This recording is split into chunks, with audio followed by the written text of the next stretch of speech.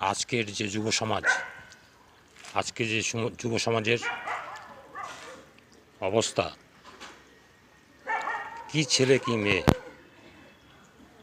তারা ওর ঘাড়ে দোষ দেয়, ও ওর ঘাড়ে দোষ দেয়।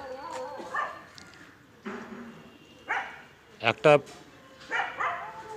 বাল্ব যদি জ্বলে, পাখা যদি চলে, সেটা নেভানোর বন্ধ করার লোক নেই। কেন নেই? যেহেতু মা বাবা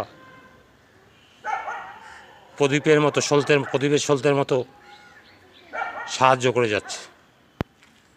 যদি মা বাবা পরলোক গমন করে,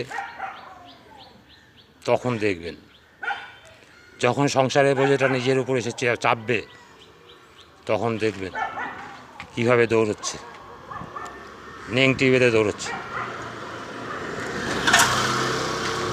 তখন ওর লাগার কে পায়? নাগাল পাবে না, নেংটি বেঁধে দৌড়চ্ছে। কেননা এখন ঘাড়ে সংসার করেছে।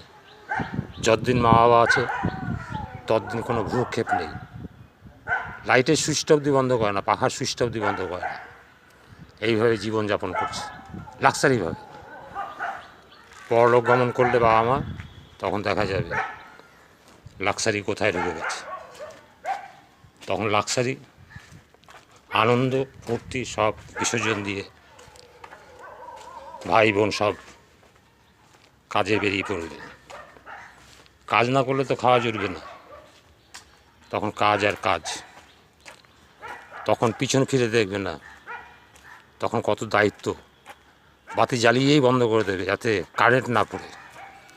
দায়িত্ব ঘাড়ের উপর ফেলতে হবে। দায়িত্ব ঘাড়ের উপর না পড়লে, দায়িত্ব ঘাড়ে না পড়লে তার শিক্ষা হবে না। সেই জন্য আপনাকে দায়িত্ব ছাড়তে হবে আস্তে আস্তে, নাহলে আপনি সুখ শান্তি কিছুই পাবেন না।